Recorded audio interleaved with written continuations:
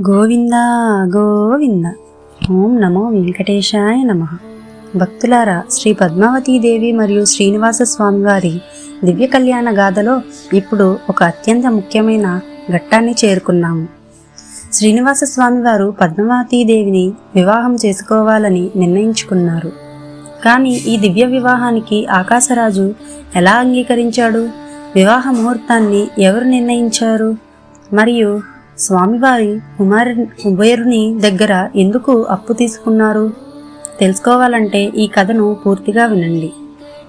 పద్మావతీదేవి తన హృదయంలో శ్రీనివాస స్వామివారినే వరుడిగా కోరుకుంటున్న విషయం ఆమె తల్లి ధరణీదేవికి మరియు సన్నిహితులకు తెలిసింది. అదే సమయంలో వకులాదేవి ఆకాశరాజు మహారాజు వద్దకు వెళ్ళి శ్రీనివాస స్వామివారి మహిమను వివరించింది. మహారాజా, మీ కుమార్తె పద్మావతీదేవి సాధారణమైన యువతి కాదు. ఆమెను వరుడుగా వచ్చిన శ్రీనివాసుడు కూడా సాధారణ మానవుడు కాదు. ఆయనే సాక్షాత్ శ్రీ మహావిష్ణువు అని వకులాదేవి వివరించింది. శ్రీనివాస స్వామివారి దివ్యస్వరూపం, వంశం, మహిమలను తెలుసుకున్న ఆకాశరాజు ఈ వివాహం సాధారణ వివాహం కాదని గ్రహించాడు. అయితే ఒక తండ్రిగా తన కుమార్తెను తగిన వరుడు కావాలని కోరుకున్నాడు. అప్పుడు వకులాదేవి చెప్పిన మాటలను విని ఆకాశరాజు హృదయం ఆనందంతో నిండిపోయింది. ఇలాంటి దివ్యమైన వరుడిని నా కుమార్తెకు ఇవ్వండి, నా పూర్వజన్మల పుణ్యఫలం అని భావించాడు.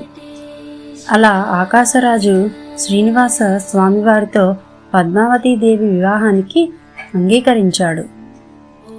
వివాహానికి అంగీకారం లభించిన తరువాత రెండు కుటుంబాల పెద్దలు మరియు ఋషులు కలిసి వివాహానికి శుభముహూర్తాన్ని నిర్ణయించడానికి సమావేశమయ్యారు. దేవతలందరికీ ప్రీతికరమైన అత్యంత శుభప్రదమైన సమయాన్ని నిర్ణయించడానికి ఋషులు జ్యోతిష్య శాస్త్రాన్ని పరిశీలించారు.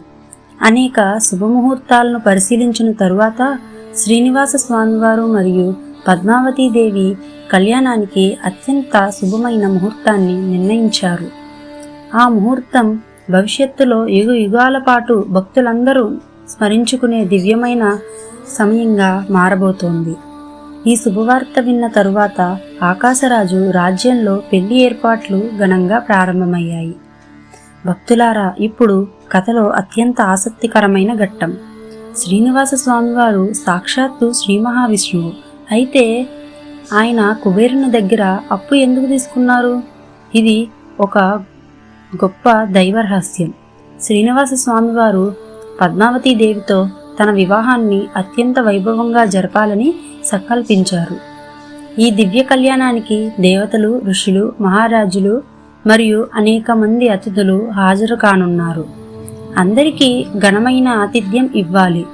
వివాహానికి కావలసిన బంగారం, ఆభరణాలు, వస్త్రాలు, కానుకలు మరియు ఇతర ఏర్పాట్లు చేయాలి.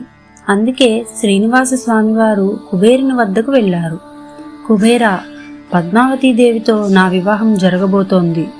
ఈ వివాహాన్ని అత్యంత వైభవంగా నిర్ణయించడానికి నాకు ధనం అవసరం. కాబట్టి నాకు ధనాన్ని అప్పుగా ఇవ్వు అని స్వామివారు కోరారు.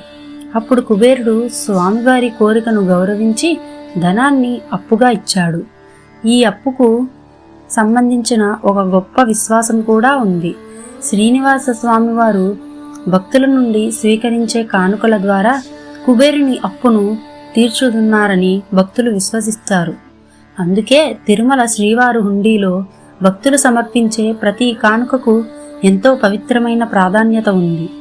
భక్తుడు సమర్పించే చిన్న కానుక అయినా అది స్వామివారి పట్ల ఉన్న భక్తి మరియు ప్రేమకు ప్రతీక. ఇక ఒకవైపు ఆకాశరాజు రాజ్యంలో వివాహ ఏర్పాట్లు ఘనంగా జరుగుతున్నాయి. మరోవైపు శ్రీనివాస స్వామివారి తరపున కూడా వివాహ ఏర్పాట్లు వేగంగా సాగుతున్నాయి. దేవతలు తమ తమ బాధ్యతలను స్వీకరించారు. ఋషులు మంత్రోచ్చారణలకు సిద్ధమయ్యారు. రాజ్యంలో వీధులన్నీ పూలతో అలంకరించబడ్డాయి. మంగళ వాయిద్యాలు మారుమ్రోగాయి. ప్రతి ఇంటిలోనూ ఆనందం వెల్లివిరిసింది. ఎందుకంటే సాక్షాత్తు శ్రీ మహావిష్ణువు పద్మావతీదేవిని వివాహం చేసుకోబోతున్నారు. అలా ఆకాశరాజు అంగీకారంతో కుబేరుని సహాయంతో వివాహ ఏర్పాట్లు ప్రారంభమవడంతో శ్రీనివాసుడు మరియు పద్మావతీదేవి దివ్య కళ్యాణానికి రంగం సిద్ధమైంది. కానీ ఈ మహా కళ్యాణానికి ఎవరెవరు వచ్చారు, దేవతలు ఎలా విచ్చేశారు, పెళ్లి మండపం ఎలా అలంకరించబడింది, మరియు శ్రీనివాసుడు మరియు పద్మావతీదేవి కళ్యాణం ఎలా జరిగింది, ఈ అద్భుతమైన దివ్య ఘట్టాన్ని తెలుసుకోవాలంటే తప్పకుండా చూడండి పద్మావతి కళ్యాణ మహోత్సవం పార్ట్ 4. ఓం నమో వెంకటేశాయ నమః. ఇలాంటి అద్భుతమైన భక్తి కథల కోసం శ్రీనివాస కథామృతం ఛానల్